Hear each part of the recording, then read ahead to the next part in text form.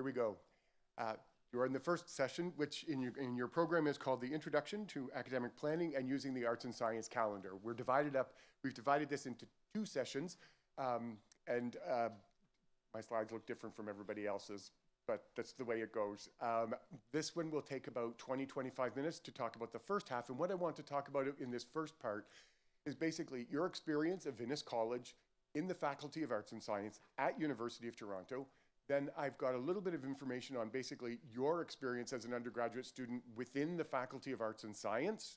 And then I have just a few tips before I pass it on to Denise, who's going to get into many more details on degree requirements.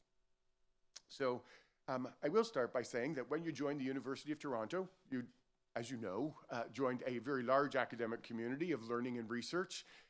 There are many things to recommend the University of Toronto. I mean, size is a recommendation. We're 180 acres in the middle of downtown Toronto. We also have two satellite campuses, one at University of Toronto, UTM, University of Toronto in Mississauga, 33 kilometers west, and UTSC, Scarborough, 33 kilometers east. But on the downtown campus, there are 62,000 students. And putting all three campuses together, we've got 93,000 students at this university. There's also 3,500 faculty who are teaching these students. And we have 44 libraries that now contain a petabyte of information and holdings. And we also have the University Health Network, or UHN, which is really the largest hospital network in Canada, right here in downtown Toronto, which is really significant to those who are studying in the life sciences at this university. As I said, there's much to recommend the University of Toronto.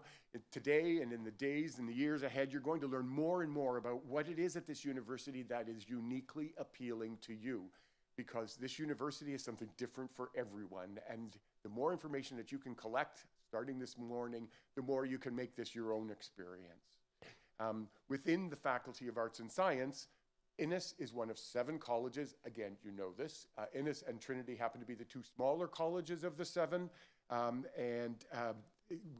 There are also 29 academic departments in the Faculty of Arts and Science, 45 interdisciplinary centers, schools, and institutes, which are really kind of like departments. And together, these academic units on a yearly basis offer 4,500 courses to students in 330 programs.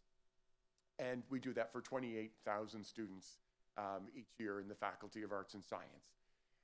Again, a point about the advantage of size, and that is with the breadth and scope that this faculty has, which is unparalleled anywhere in Canada, we can offer like traditional and new approaches to the exact same subject matter. So again, the more you figure out about what's available to you, the more you realize you have options. In other words, choices abound in a thriving academic community. So now a few points about Innis. Innis is, as I just commented, one of the 7 colleges in the Faculty of Arts and Science. Innis actually takes 7.5% of the population. So we're a smaller community or neighborhood within the larger Faculty of Arts and Science. And we expect to be admitting about 550 students this year into first year, maybe slightly more. And by the looks of it, they're going to divide up in a very even way.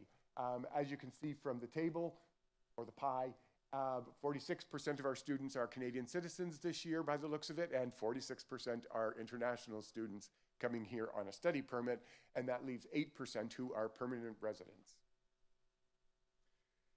These students also come from all over the place. I already mentioned that there's 4 continents represented in 52 countries, 53 including Canada, and the most popular ones I've put on this table.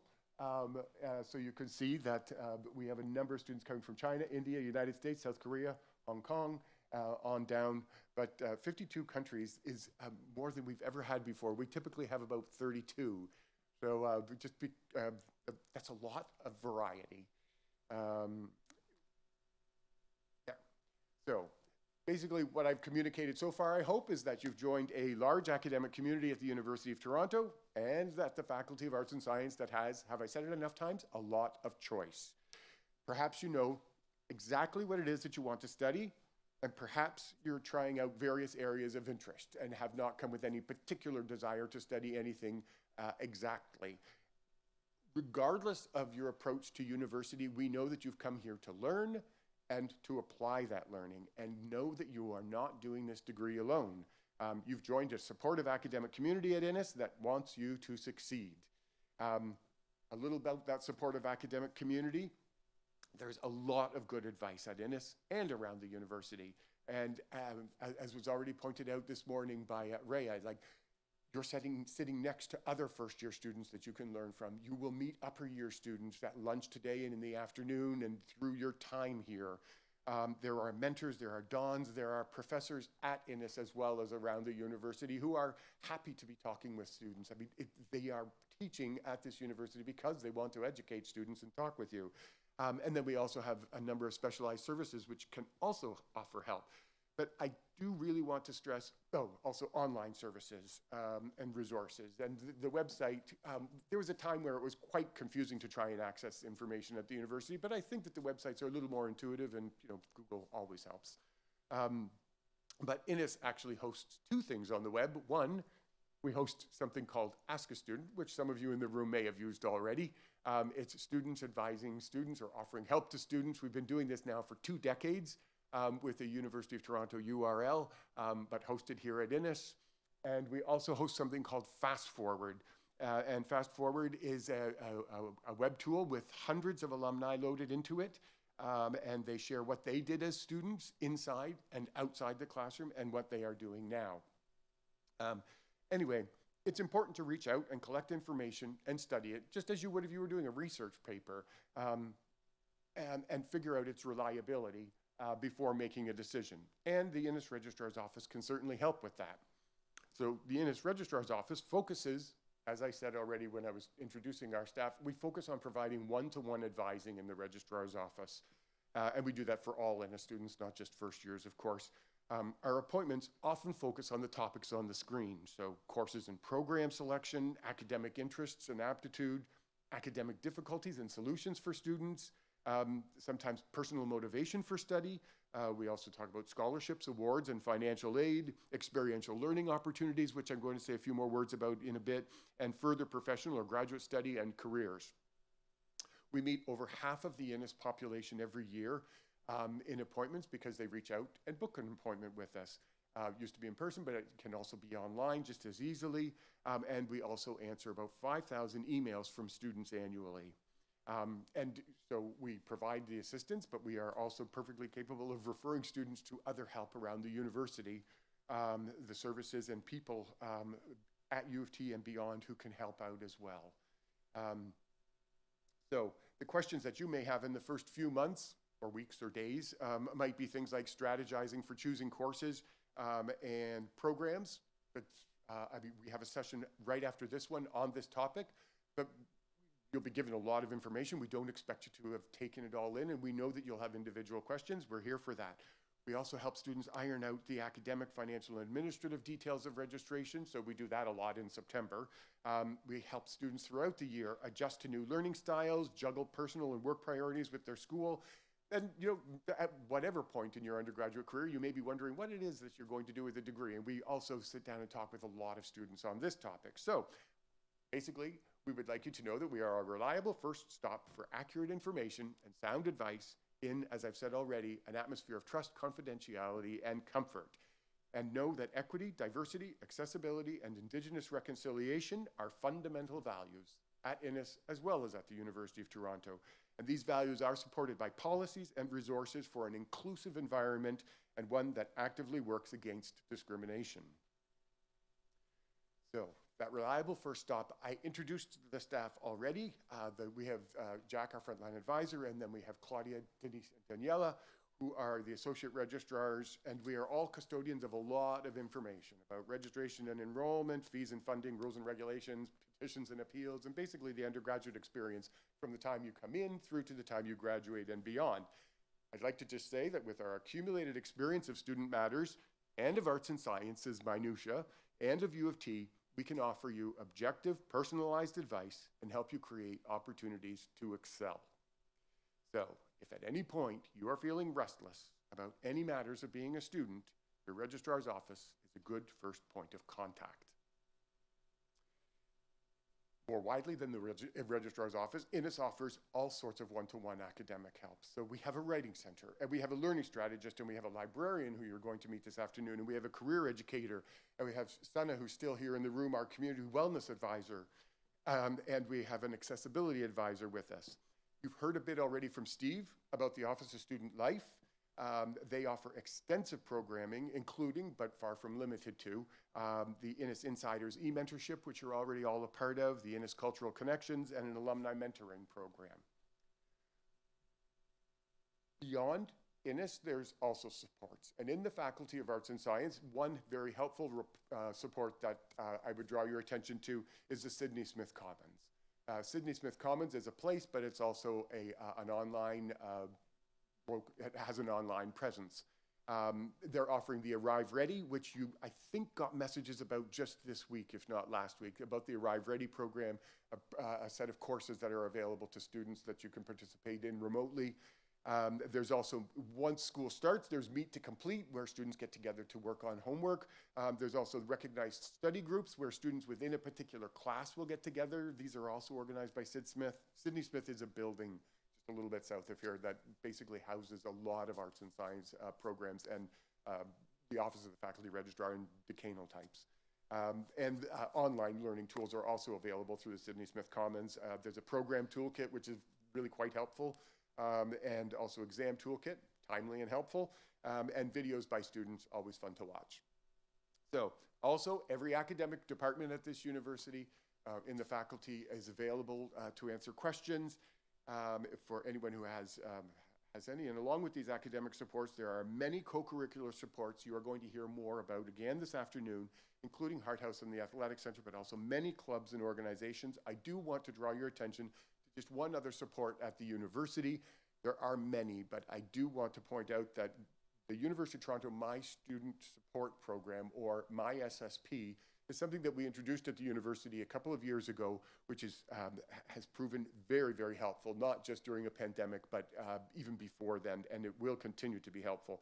This is 24-hour immediate support around the world by phone in 35 languages and by chat in simplified Chinese, English, French, and Spanish. So know that you've heard on the first day that there is a tool that you can use if in the middle of the night you're feeling stressed or concerned, and it's called My SSP. To find out more about other mental health resources at the university, there's a tool called Navi. And there are a number of pages on the University of Toronto website, most of them student life, where there's a thumbnail or a thumbprint on the right side, which can take you directly to Navi and also, in many cases, to My SSP. That is my introduction of how Innis works within the Faculty of Arts and Science at the University of Toronto for you. I now want to turn to arts and science and you. So, you're going to get a lot of information today. And I just want to point out that the amount you know now and the amount you're going to know in like 90 minutes is going to be quite different.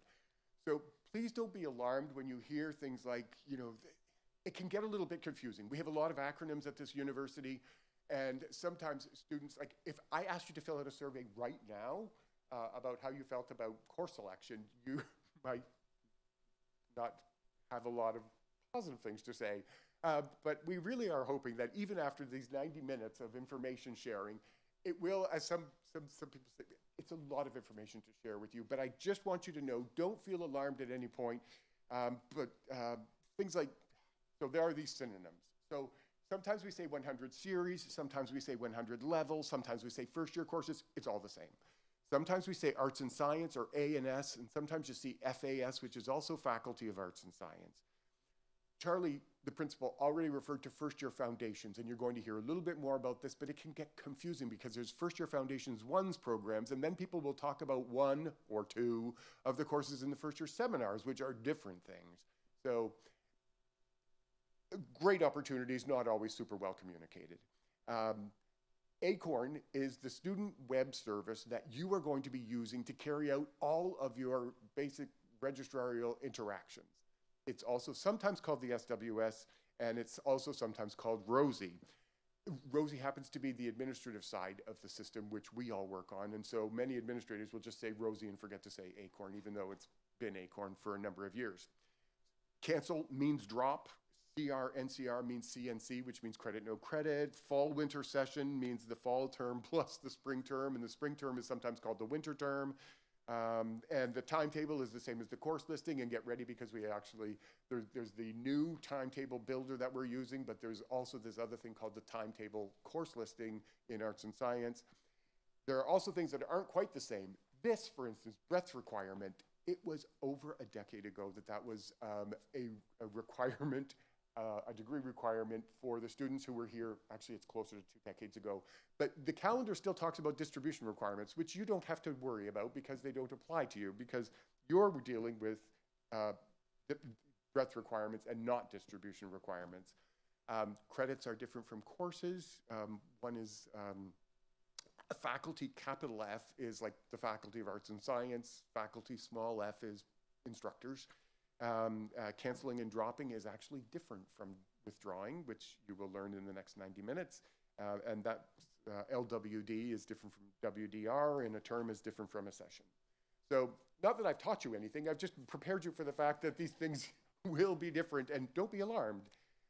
What I do want to let you know, and trust me, I'm not like teaching you this, but you're all here to get a Bachelor of Commerce, an Honors Bachelor of Arts, or an Honors Bachelor of Science. And this university has put these degrees together in such a way that you develop certain skills. Every student who gets one of these degrees is going to have breadth of knowledge from their degree. So they won't be just working in one area, but they will also get depth of knowledge within their degree by completing particular programs. So, and you will hear more about the programs and what types of programs you can choose, but there are, remember I said the distribution requirements and the breadth requirements, that's what gives you the breadth of scope that everyone has to do. But you also, every student will complete a program or programs of study which will give you depth and focus. And regardless of the courses you take here, this university ensures that you get competencies in learning and applying your learning. So you will develop critical and creative thinking, you will develop communication skills, you will develop information literacy, libraries, you'll develop quantitative reasoning. Even if you're not a math student, you will pick up a little bit of it. And you'll develop social and ethical responsibility. This is what we ensure an arts and science degree will offer you. And then we also ensure that you will get integration of skills and knowledge. So this integration of skills and knowledge comes through research and experiential learning in the Faculty of Arts and Science. So in addition to the courses that you take sitting in class, there are these opportunities. And again, you don't need to write all these down. You don't need to know that they all exist. You just need to know that there are these opportunities that you will be able to take advantage of at some point. And you don't need them all, but I've sort of clumped them a little bit. In your degree, your capstone courses are fourth-year courses, which are basically like, they might also be called independent studies courses, and you might even do one of those independent studies as an internship, but it's a capstone to the program that you're studying in. But there's also throughout your time, you might be, if you're in maybe some of the life sciences that are have wet labs, you could be doing field courses in the field. If otherwise you're doing laboratories on campus.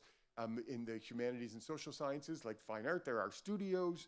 There's research opportunity programs for students in second year, and you will learn all about this in courses. Professors will mention these research opportunities, but know that they exist. These are opportunities to work with a professor on his or her research topic when you're in second year. And that often leads students to exciting third-year research opportunities and then fourth-year research opportunities. You don't all need to do a research opportunity, but they do exist, and they are fascinating. There's also summer research excursions. There's service learning poured into some courses, community involvement, and then there's also study elsewhere, or summer study abroad, or travel through international or indigenous course modules within a course. There's the Jackman Humanities Institute, and also there's something called Arts and Science Internship Program. This also incorporates something that you may have heard of more at the university, and that's called the Professional Experience Year, where students take a year between second and third or between third and fourth to work for 12 to 16 months but Arts and Science has recast this, included a number of additional departments that offer an internship program, and this is constantly growing. So it started last year, and so this is an exciting opportunity for students now. Again, it's referred to as ASIP, and it's the Arts and Science Internship Program. I hope I've made clear that it is possible to thread experiential learning throughout your undergraduate degree. There's also experiential learning that I haven't talked about. We have students helping us. Some of them are here today, and they are here as work study students who are gaining experience through jobs that are available, not just through departments, but through administrative offices like the Registrar's Office and the Office of Student Life. Some are paid, some are unpaid. There's also experiential learning that's part of a course and sometimes extracurricular.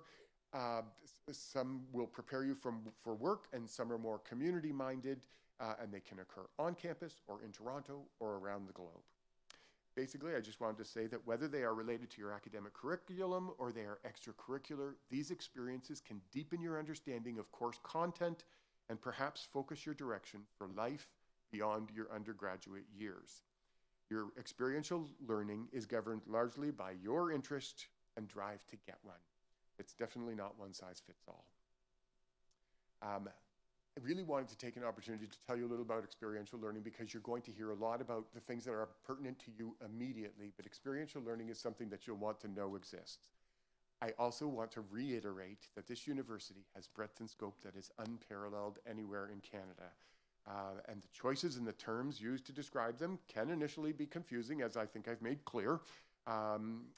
And remember what Charlie had pointed out. I commented on the first year opportunities, which can also sometimes be a little bit confusing, but you will learn more about these first year opportunities, including those right here at Innis, the 13 courses that the principal has actually brought together 13 profs who are teaching these first year foundations right here at Innis. But there are also first year foundation ones programs, and Innis has 4 of these ones programs that also have a little bit of experiential learning poured into them. We move on to my tips. I have 2 tips, and then I'm going to pass the mic on to Denise. Actually, this isn't my tip. A past student's grandfather actually had this advice, and when he graduated, he told me about it, and his grandfather was right there. And it's sort of fun to share just because it worked for him. As everybody puts plans together, he said, I'd be happy to have my plan shared, so I'm sharing it with you. It has not only worked for him, it's worked for some other people who I've shared it with, but he said, the classes can be quite large at times. We also have lots. We have almost, I think it's 47% of our first year courses are small classes with under 50 students in them, but we also have like really large classes. His advice was sit towards the front of the class if possible. Study harder for your first test than you've ever studied before. That way you can figure out how much work it actually takes to do well in your first test and apply that in future tests. Treat school like a job, which means 8 hours a day. Or like put the time into it that you might to a job. And he also dressed up for every test, which I knew because I saw him on campus once, kind of all slicked up, and he said he was going to write a test. A few tips that I've developed over the years of working here are things that I've couched in terms of students saying, if only I had known. So I'm just going to go through these, and then I'm going to leave the stage. If only I had known, say some students, about student blogs like Ask a Student, where you can get a student's piece of advice or a student who can poll other students to give advice to students online. If only I had known that librarians offer useful one-to-one help as well as online help. If only I had known that there are web tools available through the library to help with referencing and avoiding accidental plagiarism. If only I had known that the University of Toronto library system had exams and course collections called the Old Exams Repository. If only I had known that professors actually appreciate you reaching out during office hours with course-related questions. If only I had known that there are actually techniques for writing multiple choice exams. And you can learn these techniques by attending an information session that is offered through Student Life. If only I had known that there are employment opportunities all over campus. If only I had known that there are experiential learning opportunities all over U of T. If only I had known that there are emergency bursaries if I'm in a financial bind. If only I had known that learning from mistakes is not always a bad thing. And if only I had known about Fast Forward.